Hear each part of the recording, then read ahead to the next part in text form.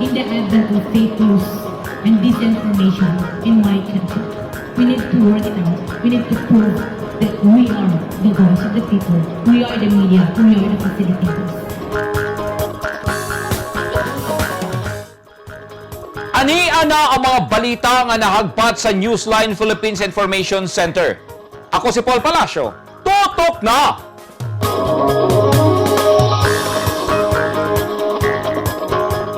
Sa mga headlines, 17 ka mga young professionals nga nadakpan sa operasyon sa NBI ug PDEA tungod sa illegal nga droga, gikasuhan na.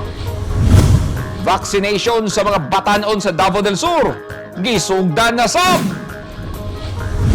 Earthquake survivor sa Makilala, Cotabato, gibati gihapon og kahadlok sa linog.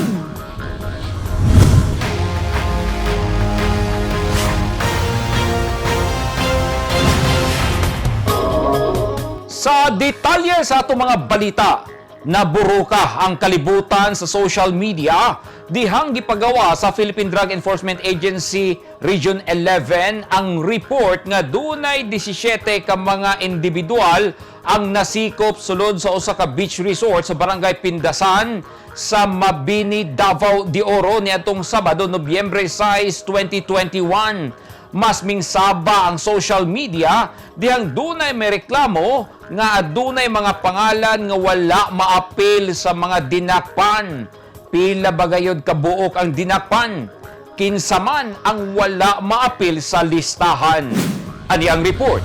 Dili man pag-grade ma'am, gipahapa mi tanan tapos first gitawag asa si Jeff Tupas. Moto paghuman nawala din si Jeff tapos gitawag dayon niya ang boyfriend, asa si pangalan siyang boyfriend and the rest names tapos paghuman og tawag sa Jeff Tupas asa Repsan asa gipangdala sila nga asa tong tagaman gipang ano mi ma'am gipang by group. Oo, napag may tagaman Pero nila willing ma. mo na ibutang sa inyong testimony, nagipangita silang duha, dayon nawala.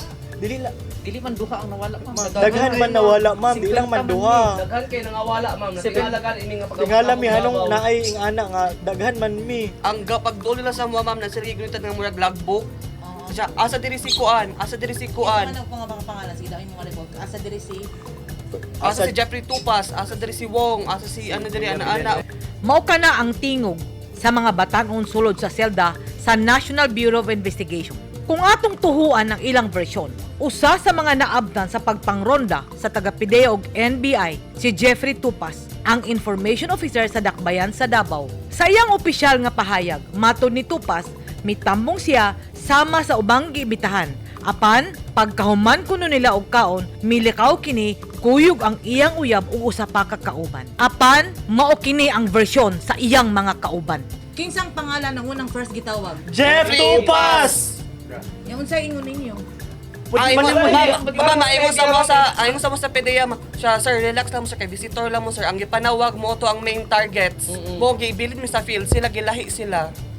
Nya wala nag-expect nga gipatakas sa sila. Oh, tapos ma'am ang kato mga nakuha na na-confiscate ila Jeffrey Tupas nga mga kuan gibutang sa mga front gi-inventory sa mo Unsa gipapicturan confiscate kila Jeff kato mga Tupas? Gatorade na ingon nila ma'am dili to sa mua ma'am. Tapos natin alam mo magpicture na Pati magpicture pero dili to ang nangutana po tong PDEA abot kay nay nakitaan po sa ilang grupo nga naay ARV nga kanang for HIV nga tambal ma'am mo to giapil nila Gi-appeal gihap. nila gihap Oo. ma'am. Allege ano daw to. Mao naabot og 76 Pero ma'am. pag grade sir, kanina. Dili na tinuod ma'am. Ma'am, nagduol ko kay Jeffrey Tumas pagdako pa ingon siya. Sir, stop ko ni Inday Sara. Unsa ni sir? Mo to gikuha siya pasulod. Dagag nakakita ma'am. Dagan Ka-arresto kayo siya. nakakita po. Naay na mga videos na nag-circulate ma'am. Naay pictures nga naa siya pag pag nailistahan gipatawag isa-isa. Naatanan. Are you all gay? All ko. No. Pero No. mostly gay. Yes ma'am. So, unsay feeling ninyo namo diri? Ma'am, ang di na mo madawat ma'am kay una kay hanong kami lang nabilin diri nga tagadagin unta mi nga kanang na Unsa kumbaga man mo mga workers, mga ultimo, mga anak negosyante, unsa ba? Halo-halo ma'am Halo-halo. dilitan nan diri kay high value ma'am. Dilitan na damay lang Mga ma'am. young Mga ano professionals lang ma'am ug mga hardworking. Ingon po jud ma'am pag sakay sa mua sa mobile pag pa drug test Sir, asa mo mga ladkaban ana sila sa tagong Si Jeffrey Tupas ang information officer sa Dakbayan sa Davao. Usa ka membro sa LGBTQ community nga dikit kang Davao City Mayor Sara Duterte Carpio. Kaganina, may pagawas na og opisyal nga pahayag ang mayor nga ang kanhi kuno information officer nalambigit sa drug raid ug ang mga detalye anaa sa PDEA. Niadtong Domingo, Nobyembre 7, nagpadangat na kuno si Tupas nga siya mo resign. Ug sa samang higayon, giingnan kuno siya nga gipaphan na siya sa lokal nga panggamhanan. Apan, kagahapon sa buntag, Nobyembre 8, sa chatroom sa City Hall employees, nagpadayag si Tupas nga siya kuno mag-leave lang. Matod sa mga didakpan, gikulata kuno sila. Apan, gihimaka kini sa PDEA. Sa out of the 17 nga gisubmit ang ilang urine sa for examination, there were 14 tama di ba? 14 that turned out positive for the use of illegal drugs, use of methamphetamine, use of shabu, marijuana ug napoy nagpositive sa paggamit sa ecstasy. Ma'am, I want you to clear on this. Gipangkulata daw ninyo ang mga dinakpan. Daghang magtao dito no, makitaan man siguro kung unsa ang nahitabo.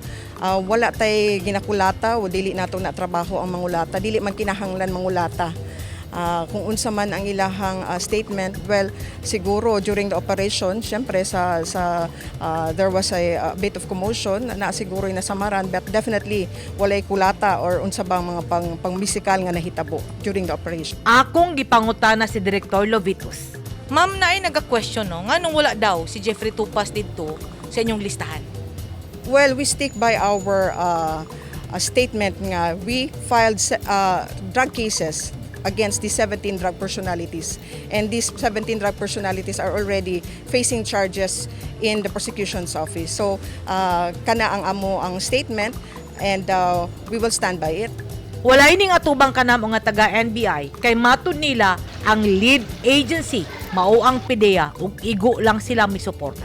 Kagabi, Nobyembre 8, gipasaka na sa prosecutor's office sa Nabunturan ang kaso batok sa 17 ka individual ug ang ilang mga ginikanan naning kamot na nga matabangan ang ilang mga anak.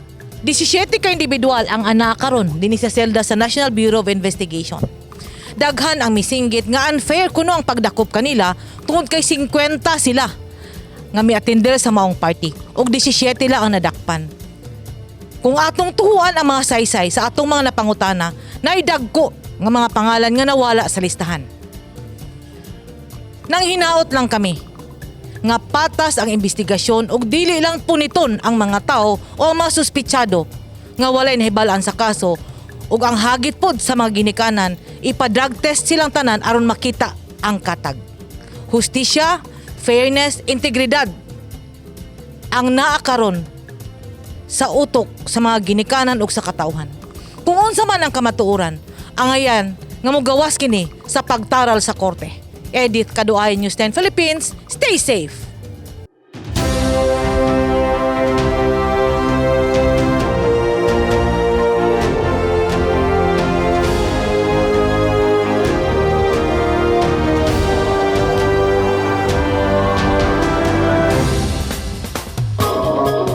This portion is brought to you by Toyota. This portion is brought to you by Rizal Memorial Colleges. Temporaryong gipasiradaan sa lokal nga gobyerno sa Mlang, Cotabato ang ilang slaughterhouse human nagpositibo sa African Swine Fever kon ASF ang kapin 3 ka gatos ka mga binuhing baboy sa duha ka mga barangay sa lugar. Ani ang report ni Lizelle Banga. Sirado, sugod kaniadtong Sabado hangtod karong Biyernes ang slaughterhouse sa lungsod sa Mlang North, Cotabato. Gipailawom kini sa disinfection. Human nagpositibo sa African Swine Fever kun ASF ang usa sa 30 ka baboy nga giihaw dinhi niadtong Sabado nga gikan sa Barangay Inas. Ang Barangay Inas, Lika, Dalipe, Katipunan, Bagong Tapay ug Buayan, lakip sa mga ASF suspected barangay sa lungsod.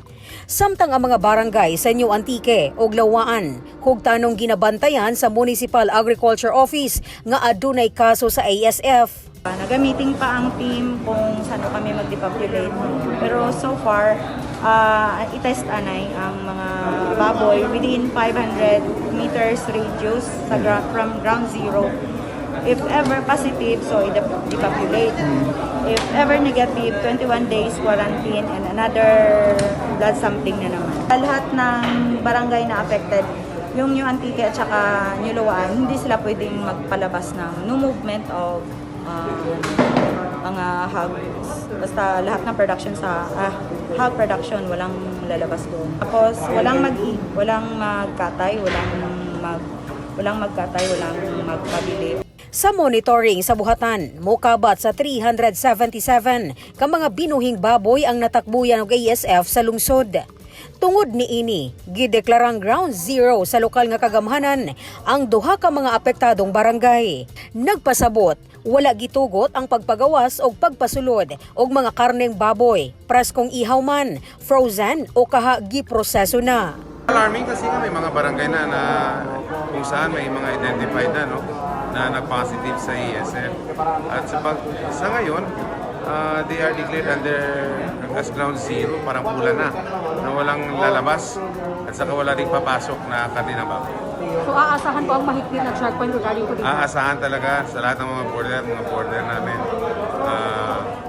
May mga checkpoint na, may mga sisita, may titingin sa lahat at saka walang lalabas na katinang baboy from our municipality. Usa sa ginalantaw nga hinungdan sa Municipal Agriculture sa pagsulod sa ASF sa lungsod, mao ang mga ginakonsumo sa frozen meat sa mga tag-iya sa baboy nga maura po'y gibahog sa ilang mga binuhi. Ang ASF dili makaapekto sa tawo.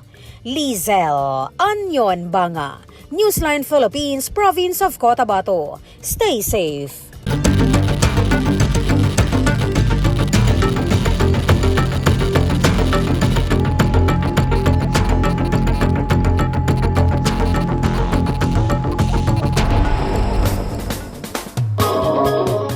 Gisugda na sa lokal nga gobyerno sa Magsaysay, Davao del Sur ang rollout sa vaccination kontra COVID-19 sa ilang mga batanon nga nag-edad 12 hangtod 17. Wala na gipili ang pediatric vaccination sa Magsaysay kay dunga na nga gipangbakunahan ang comorbidity kon adunay balatian ug normal nga panglawas sa usa ka batanon. Ani ang report ni Ronnie John Otero.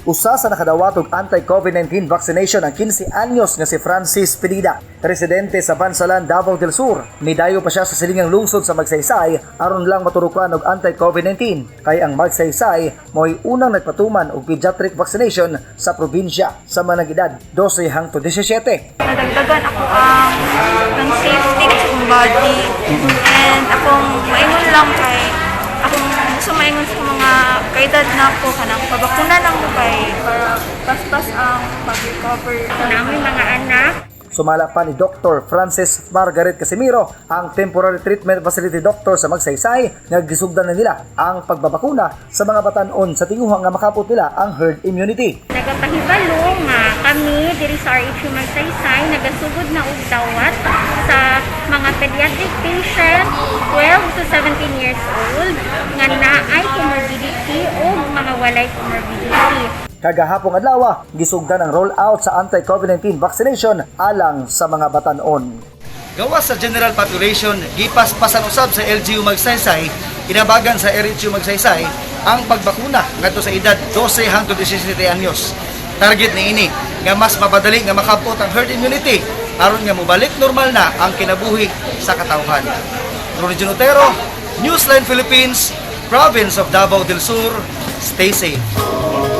Gipasiugahan sa kagamhanang lokal sa Impasugong Bukidnon ug 8th Infantry Battalion sa Philippine Army ang vaccination kontra COVID-19 sa 19 ka mga kanhi rebelde. 17 niini nakadawat sa unang dose ug duha ka kanhi rebelde ang fully vaccinated na. Usa sa nakadawat og bakuna si Armando Daloniag alias Ambo sa 61 anyos nga naigo sa COVID-19 niadtong bulan sa Agosto nga nakalingkawa sa grabing epekto mao nga nagpabakuna na siya. Mapasalamaton ang mga kanhi rebelde nga naturukan sila og proteksyon batok sa makamatay nga virus. At tangi!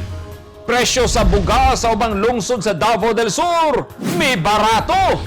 O gagmay negosyante sa Davao City nakabintaha, karong naluag-luagan ang COVID-19 restrictions.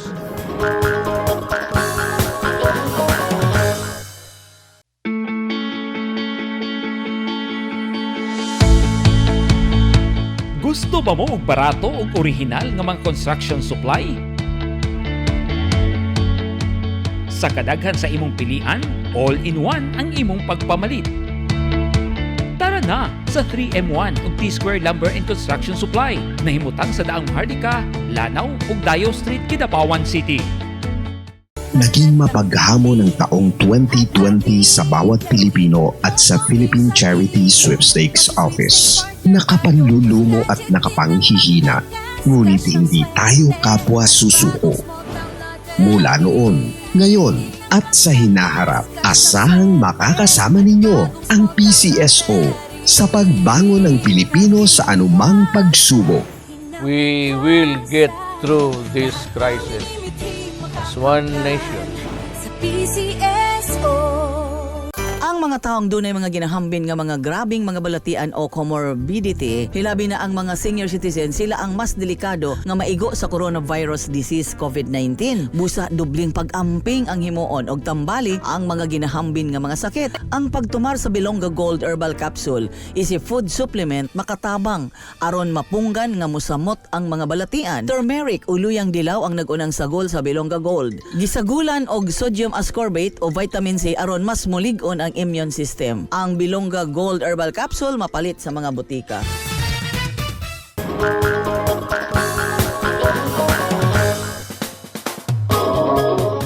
Nagpabilin gihapon ang kahadlok sa mga residente sa Makilala, Cotabato nga survivor sa kusuga pagtayog sa linog niadtong tuig 2019. Wala pa mahingpit ang estado sa ilang pamuyo kay basin mausab na sab ang trahedya nga niadtong higayuna. Nakita gyud sa mga residente ang pagdahili sa yuta nga mitabon sa mga balay sa mga tao. Gani ang uban kanila kapintuig nang nagpuyo sa evacuation center. Ani ang report ni Eugene Hinutan. Labas paghihapon sa huna-huna ni Arlene Campo ang epekto sa magnitude 6.5 nga linog nga mitayog sa pipila ka lugar sa Mindanao, lakip na sa barangay Bato, Makilala, North Cotabato nga bisan pa og 2 ka tuig na ang milabay. Kaysa kakusog sa pagtayog, midahili ang usa ka parte sa bukid nga mikalas og pipila ka kinabuhi sa mga residente. Swerting luwas si Arlene ug ang iyang pamilya, apan ang iyang mga kaila way swerte og natabo ng buhi sa yutang midahili niadtong higayuna. Alang ni Arlene, nagpabilin pagyud ang trauma sa iyang pamilya human sa trahedya. Wala pa juga recover ma'am niya. Ora sakit pag sa kong dughan ng anak yun ang mahitabo. Una nga dili jud ko gusto unta nga mahitabo pa unta lisod kaayo. Sakit sa kong dughan ma'am ug kanay bitaw na maglagubong murag dili ko kasabot sa kong pamati nga nay ana. Kay ang paglinog man sa una diri ma'am, lagubo permiro paghuman mudahi muuyog jud siya. Kini ang bagong barangay hall sa barangay Bato, Makilala, North Cotabato. Kini pa lang ang nahuman, sukad ni hapak ang linog niadtong 2019. Kahadlok, kakuyaw ug kabalaka ang kanunay mabati ni Arlene matag dunay paglihok sa yuta sa ilang lugar, sanglit mabalik sa iyang huna-huna ang akusog nga pagtayog. Ang residenteng si Willie Dalode nga taga Malabuan, Basak, Makilala, Cotabato, di gyud makalimot sa nahitabo kaysa kakusog sa pagtayog na hugmak ang iyang balay. Pahawa mi kay kahadlokan sa mong kagawad basig matumpag ang tubig dito ba tabunan ng slide. Ani pahawa dai mi dito kay bakwit mi kami tanan jud re bakwit mi dito. Usa ka tuig sab nga temporaryong nagpuyo ang pamilya Dalode sa evacuation area sa Malabuan Sentro. Una nakabalik og tukod sa ilang balay. Bisan 2 ka tuig na ang milabay, sukat sa nahitabong linog, dili ikalimod nga makita gihapon sa dagway sa mga residente sama ni Arlene ug Willie ang kahadlok matag dunay pagtayog sa yuta, sanglit kaayuhan nila ug sa ilang pamilya ang ilang giunahuna. Eugene Hinutan, Newsline Philippines. Stay safe. Mi barato ang presyo sa bugas sa ubang lungsod sa Davao del Sur. Gani, ang usa ka sakong bugas mapalit na lang sa 1,450 pesos nga maayo na ang kalidad.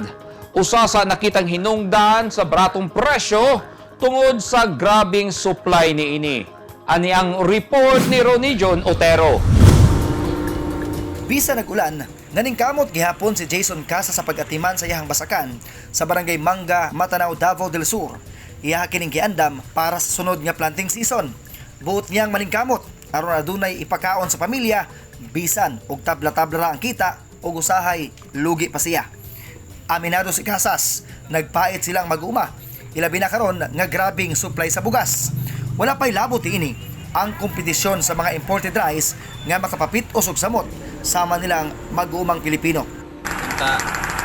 Ining pantay-pantay lang sa mga presyo sa humay para hindi na kami mga pobre na mabuhi sad. Kay luoy pud kaya ang farmers code nga mo'y nag umaaning yuta niya singan aning pudlalim ba tungod sa kabrato sa presyo. Sa pagsubay sa Newsline Philippines sa mga lungsod sa Matanao, Magsaysay ug Bansalan sa mga namaligyag bugas, makita nga ubos kaayo ang presyo niini, hilabi na sa mga locally produced nga bugas. Naay tag 30 pesos matag kilo sa 224 nga variety nga mapalit lang sa tag 1,450 pesos matag sako. Magdepende sab ang presyo sa niini sa klase sa bugas nga paliton sa mga consumer. Aminado si Carl Bueno, ang retailer og bugas nga barato gyud ang ilahang baligya kay natunong sa ting-ani. Ato man sir, kay pag-umang ani, lokal tanan. Kani isip pagsuporta sa local rice farmers nato. Isip pagsuporta sa local rice farmer nato. Favorable sa mga konsumante ang pag-ubos sa presyo sa bugas. Disbintaha sab kini sa mga mag-uma nga nanawagan og suporta sa gobyerno og sa mga tao. Ako sir, local rice gyud ako ginapalit kay gawas nga barato. Makatabang pud to sa mga sama namong mga farmers para dali ra pud makuan, dali ra mahurot ang ilang mga produkto. Makabarato ka sa bugas nga imong ginapalit gikan sa mga local rice farmers nato. Matabangan sab nato sila aron nga mas daling i-dispose ang ilang mga humay nga gikan sa ilahang uma. Ronnie Otero, Newsline Philippines, Province of Davao del Sur. Stay safe.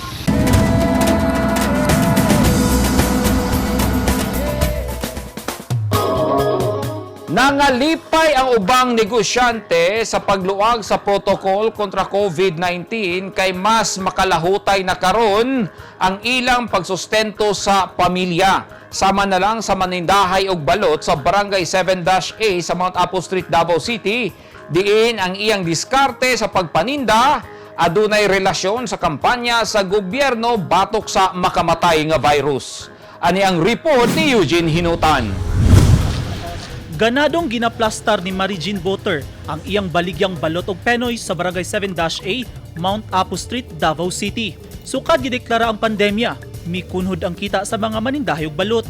Sumala ni Boter, sukad nga giluagan sa lokal nga gobyerno sa Davao ang restrictions, mibalik kalagsik ang iyang negosyo.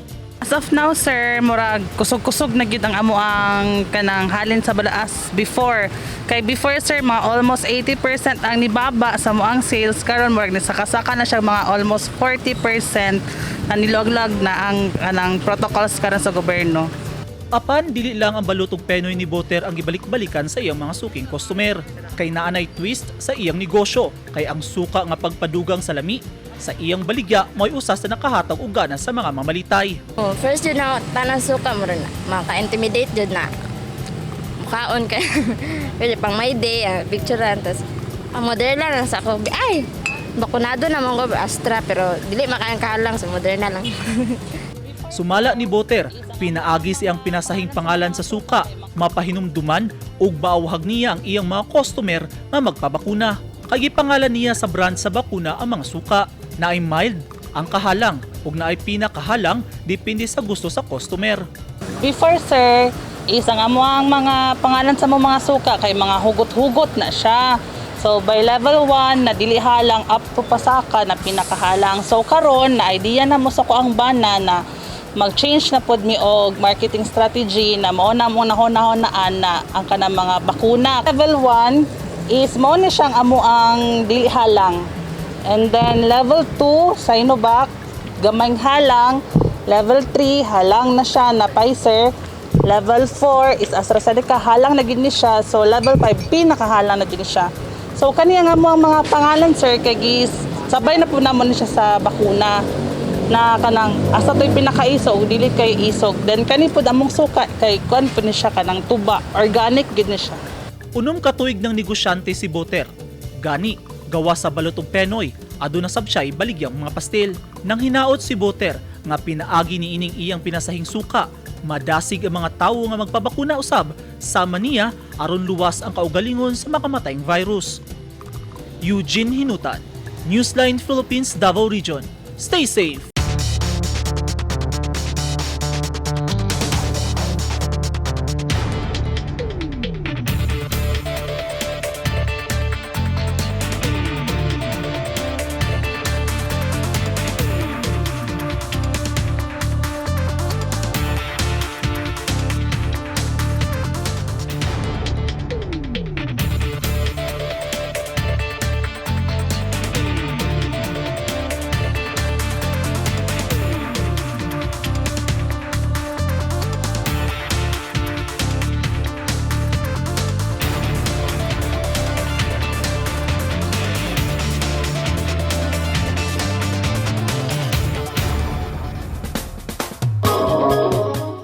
Kadto naghingpit sa mga balita nga nahagpat sa Newsline Philippines Information Center. Alang sa dugang balita, bisitaha ang website nga www.newsline.ph, sa Facebook page, Instagram, newsline.ph, o sa Twitter, newsline.ph. Kung aduna mo'y mga balita o impormasyon sa inyong tagsa-tagsa ka mga lugar sama sa sunog ug baha, mamahimo ka na inyong i-share pinagi sa Newsline Messenger. Makita usab ninyo sa Channel 50 sa Sky Cable sa Davao o General Santos City. Channel 49 o Channel 50 usab kita sa NCTV and Cable TV sa North Cotabato. O syempre sa atong YouTube channel sa Newsline Philippines. 46 days na lang, Pasko na! Ako si Paul Palacio. Daghang salamat and stay safe!